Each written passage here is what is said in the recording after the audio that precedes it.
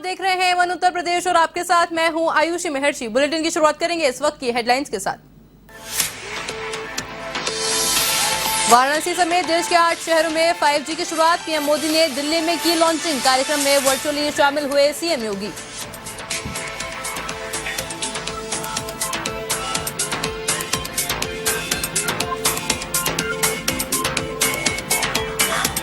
जौनपुर में पुलिस की कार्रवाई। बदमाशों से पुलिस की मुठभेड़। 1 लाख का इनामी बदमाश विनोद सिंह ढेर। हत्या, लूट, रंगदारी जैसे करीब 2 दर्जन संगीत मुकदमों में वंचित था आरोपी।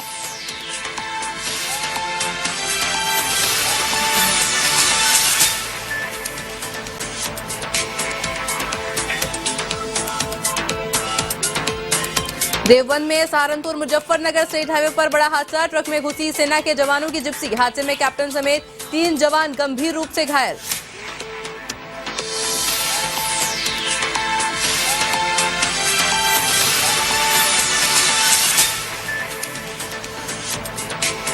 जालौन के हिम्मतपुर में रिश्तों का कत्ल। कलयुगी पति ने की पत्नी की हत्या। आरोपी की तलाश में जुटी पुलिस।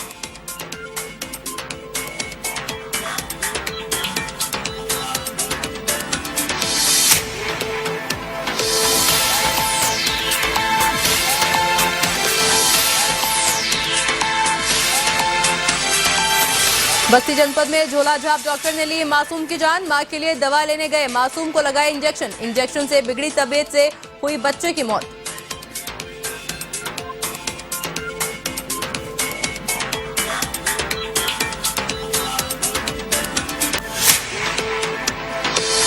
तो चलिए अब नजर डालेंगे खबरों पर विस्तार से। देश में 5G मोबाइल सर्विसेज की शुरुआत हो गई है। इंडियन मोबाइल कांग्रेस में प्रधानमंत्री नरेंद्र मोदी ने 5G सर्विसेज लॉन्च की।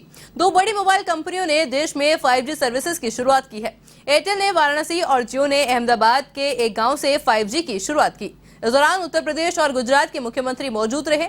वाराणसी के रुद्राक्ष इंटरनेशनल कन्वेंशन सेंटर में सीएम योगी आदित्यनाथ वर्चुअली इस आयोजन से जुड़े। यहाँ भारतीय दूरसंचार विभाग की तरफ से लॉन्चिंग प्रोग्राम आयोजित किया गया। 5G नेटवर्क की सेवाओं की लॉन्चिंग के साथ ही देश में एक और संचार क्रांति शुरू हो गई। वाराणसी शहर भी इस शानदार पलों का साक्षी बना है। इस अवसर पर प्रधानमंत्री मोदी ने कहा कि नया भारत टेक्नोलॉजी का सिर्फ कंज्यूमर बनकर नहीं बल्कि टेक्नोलॉजी के विकास में एक्टिव भूमिका निभाएगा। तो ही सीएम योगी ने कहा कि 5G सेवाएं दुनिया को बदल देंगी। टेक्नोलॉजी से हम मजबूत होने वाले हैं।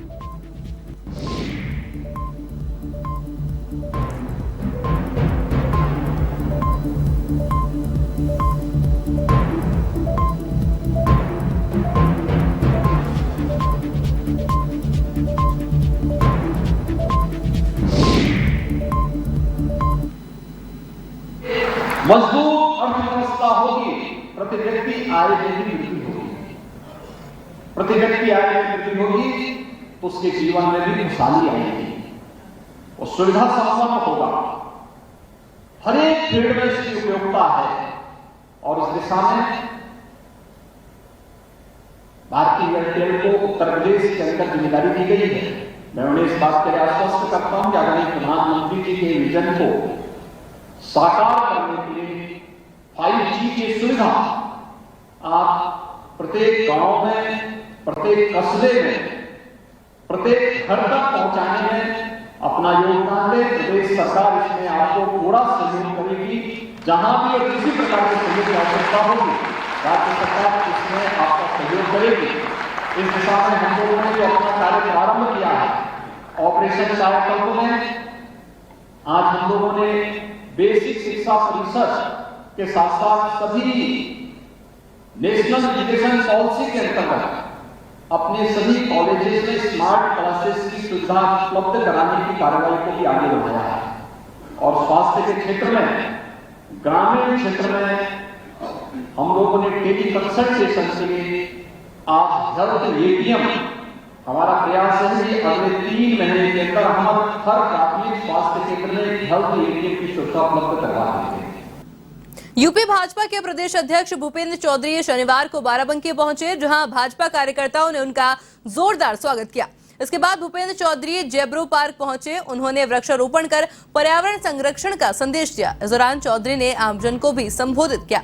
भूपेंद्र चौधरी के साथ सांसद उपेंद्र सिंह रावत और मंत्री सतीश वर्मा भी मौजूद रहे।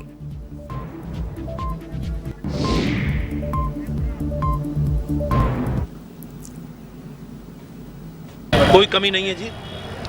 सरकार के पास जो इंटेलिजेंस के इनपुट रहे होंगे उनके आधार पर पीएफआई की गतिविधियां संदिग्ध पाई गई हैं और सरकार मोदी जी के नेतृत्व में किसी भी देश विरोधी गतिविधि को बर्दाश्त नहीं करेगी।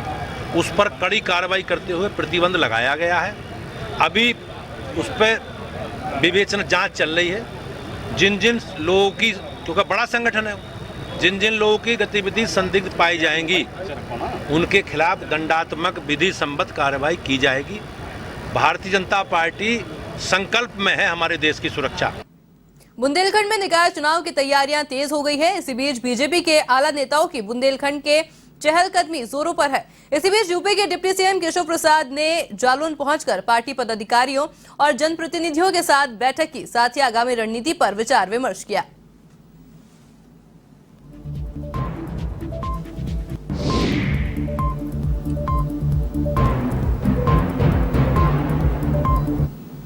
लखनऊ में पूर्वोत्तर रेलवे मंडल की प्रेस कॉन्फ्रेंस का आयोजन किया गया, जिसमें डीआरएम डॉक्टर मोनिका अग्निहोत्री ने रेलवे की उपलब्धियों की जानकारी दी।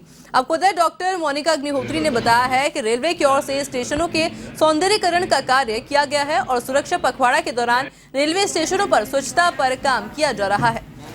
पूर्वोत्तर रेलवे लगातार विकसित देश बनाने की ओर अग्रसर है। हम लोगों ने यहाँ पे एक प्रोग्राम जारी किया था जिसमें सारे अधिकारी सुपरवाइजर 16 सितंबर से 2 अक्टूबर तक ये इस संबंध में मैं बस ये बताना चाहूँ कि जो हमारा मंडल लखनऊ मंडल पूर्वोत्तर रेलवे है, ये दृढ़ प्रतिज्ञ है कि हम लोग हर जो भी अपनी सेवा प्रदान कर रहे हैं यात्रियों को और जो अन्य हमारे उपयोगकर्ता हैं, जैसे कुछ शेड में भी हमारे उपयोगकर्ता आते हैं, तो जो हमारे प्रांगण हैं, हमारी जो वर्क प्लेस हैं और जो हमारे कर्मचारी भी हैं जो ऑफिस आते हैं या स्टेशन पर या लोको शेड में काम करते हैं, तो सभी को एक स्वच्छ वातावरण कार्य के लिए मिले, स्वच्छ वातावरण में वो आए, जिससे कि एक चित्त प्रसन्न हो और हम लोग एक विकसित देश की ओर और तेजी से अग्रसर हो। खबर लखनऊ से है, जहां रहीमाबाद बॉर्डर पर नया थाना बनवाया गया, जिसका उद्घाटन एडीजी जोन ब्रजभूषण ने किया। इस दौरान एडीजी ब्रजभूषण ने क्षेत्रीय विधायकों जयदेवी कौशल, ब्लॉक प्रमुख Nirmal Verma, IG range Lakshmi Singh, police अधीक्षक ग्रामीण हृदय कुमार, एसडीएम प्रज्ञा पांडे सहित कोतवाली प्रभारी रहे मौजूद। आपको बताएं, वहीं एडीजी जोन ब्रजभूषण ने कहा कि आसपास जिलों के बॉर्डर होने के चलते अपराधियों के हौसले बुलंद थे। अब बॉर्डर पर नया थाना बनने से अपराध और अपराधियों पर लगाम लगाई जाएगी।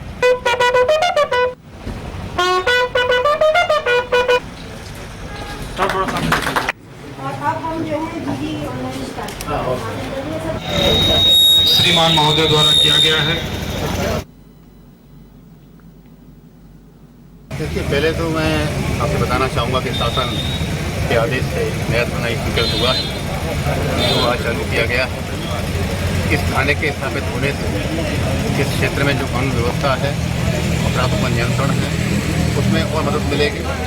मैं क्षेत्र के लोगों से इतना ही कहना चाहूँगा, ये थाना आपकी सेवा के लिए है, समस्याओं को हल करने के लिए है।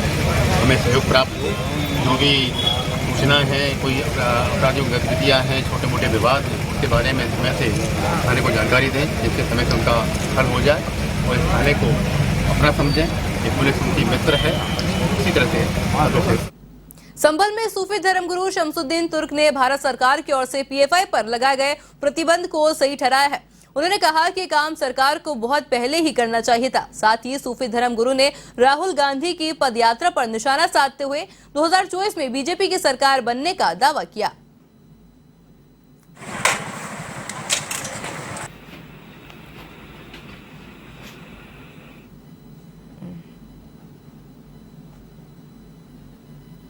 राहुल गांधी जी जो भारत जोड़ो यात्रा निकाल रहे हैं, वो पहले अपनी पार्टी के नेताओं को रोके और हमेशा कांग्रेस पार्टी ने मुसलमानों को, दलितों को वर्गला कर रखा, डरा कर रखा कि भाजपा तुम्हारी दुश्मन है, तुम्हें मार देगी, तुम्हें काट देगी। लेकिन आज हमारे देश के प्रधानमंत्री श्री नरेंद्र मोदी जी सबका साथ, सबका विकास, सबका विश्वास का नारा देकर सबको साथ लेकर चल रहे हैं और हिंदुस्तान को विश्व गुरु बना रहे हैं।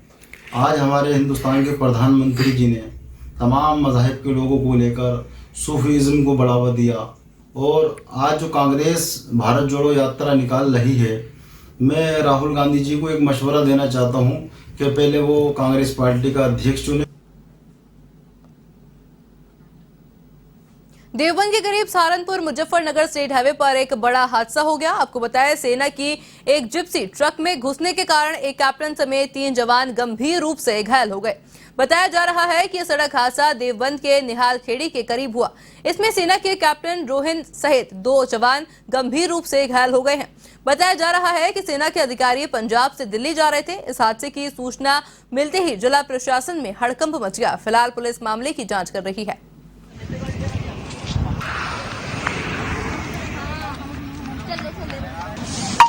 ट्रक वाला भाग गया ट्रक वाला। यूपी के जौनपुर में देवरिया बरपुर गांव के बीच पीली नदी सेतु के पास हुई मुठभेड़ में पुलिस ने 1 लाख के इनामी कुख्यात अपराधी विनोद सिंह को मार गिराया, तो वहीं उसका एक साथी मौके से फरार हो गया, जिसकी तलाश में पुलिस ने तलाशी अभियान चलाया है। बदमाशों की गोली से सिपाही अजय कुमार सिंह जख्मी हो गया। मृत अपराधी के विरुद्ध हत्या, लूट, रंगदारी जैसे करीब 2 दर्जन संगीत मुकदमे दर्ज हैं। इस दौरान पुलिस ने मौके से अवैध हथियार भी बरामद किए हैं। इसमें भी है।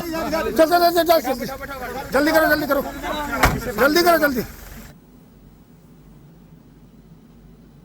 और बाद में इसके पास जो पहचान पत्र प्राप्त हुए हैं उसके आधार पर इसकी पहचान की गई है और विनोद के नाम से इसकी पहचान हुई है, जो थाना सपथा क्षेत्र का रहने वाला है।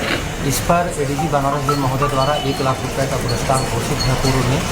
और इसके साथ ही इसके पास से एक पिस्टल बरामद हुई है 32 बोर की और एक ऑटोमेटिक कार्बाइन 9mm की बरामद हुई है। और उसको फिर गोली लगने के पश्चात इलाज हेतु नज़दीकी चिकित्सालय में ले जाया गया, जहाँ इसकी गंभीर हालत को देखते हुए डॉक्टर ने जिला अस्पताल रेफर कर दिया। यहाँ लाया गया। यहाँ पहुँचने के बाद थोड़ी देर बाद ही डॉक्टरों ने इसे मृत घोषित कर दिया है। इस पर करीब 2 दर्जन मुकदमे पंजीकृत हैं, जो हत्या, लूट और रंगदारी के हैं। और इधर भी पिछले 1-2 दिनों में भी जनपद के कुछ डॉक्टरों द्वारा इसे रंगदारी। उत्तर प्रदेश के जालौन में रिश्तों को शर्मसार करने का मामला सामने आया है। आपको पता है, रामपुरा थाना क्षेत्र के हिम्मतपुर में 7 साल के बेटे के साथ सो रही महिला की कलयुगी पति ने कुल्हाड़ी से वार कर हत्या कर दी। वारदात को अंजाम देने के बाद आरोपी मौके से फरार हो गया, तो वहीं घटना की सूचना पाकर पहुंची पुलिस ने मौका मुआयना कर आरोपी की तलाश शुरू कर दी। फिलहाल पुलिस मामले की जांच कर रही है।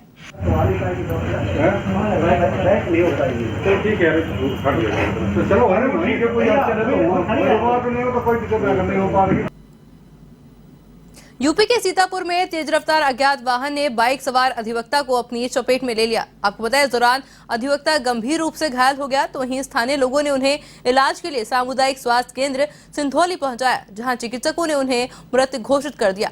आपको बताया, वहीं घटना की सूचना पाकर पहुंची पुलिस ने मृतक की शिनाख्त अधिवक्ता अमर सिंह के रूप में की। इधर सूचना मिलने के बाद उप जिलाधिकारी अजय कुमार सिंह ने भी अस्पताल पहुंचकर घटना की जानकारी दी।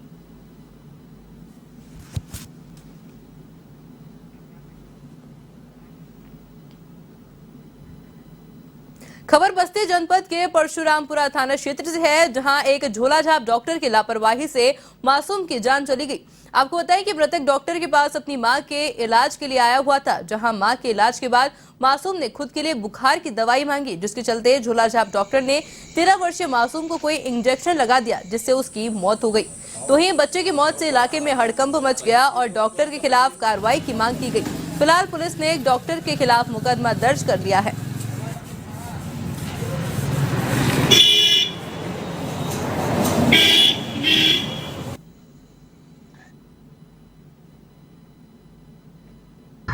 और जब उसकी स्थिति बहुत बिगड़ गई तो उसको परिजन लेकर कर भेजा गया, तो डॉक्टर ने बताया कि बच्चा ऑलरेडी इसकी मृत्यु हो चुकी है।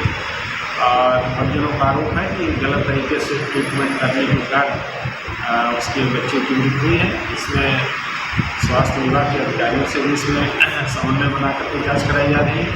और इसमें फिलहाल जो परिजनों की जो तहरीर है उसमें मुकदमा दर्ज है। खबर यूपी के जालौन से है, जहां झांसी कानपुर नेशनल हाईवे 27 स्थित आटा कस्बे में प्रशासन ने पक्की दुकानों को बुलडोजर चलाकर ध्वस्त कर दिया। तो इस मामले को लेकर दुकानदारों ने उरे विकास भवन में कालपी प्रशासन के खिलाफ जमकर हंगामा किया। तो वहीं दुकानदारों ने कालपी तहसीलदार पर 1 लाख रुपए रिश्वत मांगने और बिना नोटिस दिए दुकान तोड़ने का आरोप लगाया। हंगामा बढ़ता देख पुलिस ने उन्हें हटाने का प्रयास किया। इस बीच पुलिस ने दुकानदारों की तीखी नोकझोंक हो गई, तो इस हंगामे को देखते हुए मजबूरन डीएम को बैठक छोड़कर मौके पर आना पड़ा, जहां उन्होंने हंगामा करने वालों की समझाइश कर मामले की जांच के आदेश दिए।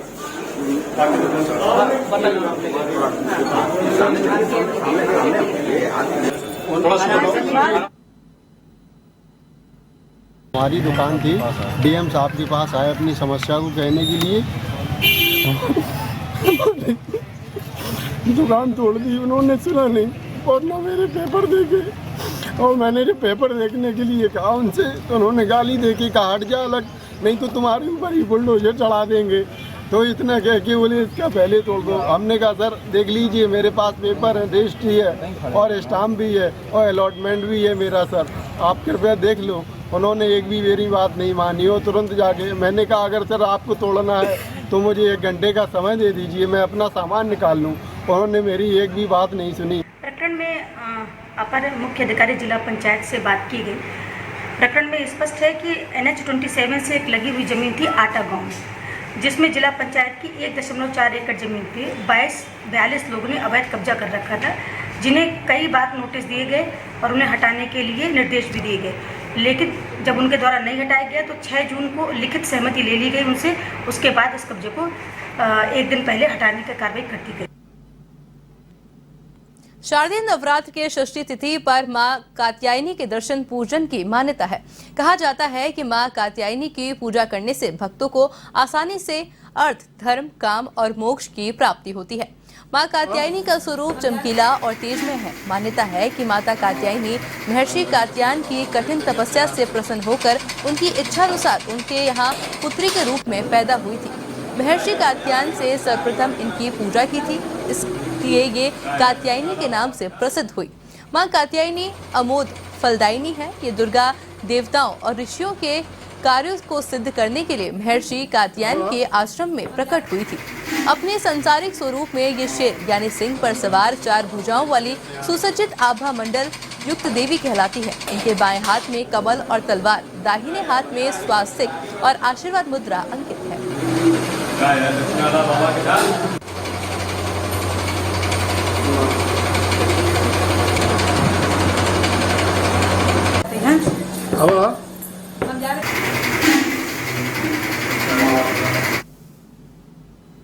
आज माता कात्यायनी का दर्शन 9 दुर्गा में आती हैं और 9 दुर्गा में आज 6ठे दिन माता कात्यायनी का दर्शन है। उनके दर्शन पूजन से अपना जो है घर परिवार को राजी खुशी अपना जो है रखने का मनोकामना पूर्ण करने का अपना वरदान प्रदान करते हैं। आज हम कात्यायनी छठ के अवसर पर नवरात्रि में कात्यायनी छठ के दिन कात्यायनी जी के दर्शन का विधान है, तो कात्यायनी जी का दर्शन करने के लिए आए हैं। और वाराणसी में कात्यायनी जी का मंदिर आत्मावीरेश्वर मंदिर के अंदर है, यहाँ सिंधिया घाट सिद्धेश्वरी गली के अंदर। और माता कात्यायनी जी से परिवार के सुख समृद्धि की कामना किए। और कात्यायनी जी के लिए कहा गया है कि जो कुंवारी कन्याओं का विवाह नहीं होता, प्रत्येक मंगलवार को 21 मंगलवार तक कात्यायनी माता को हल्दी और दही का लेप करती हैं तो उनका विवाह शीघ्र हो जाता है।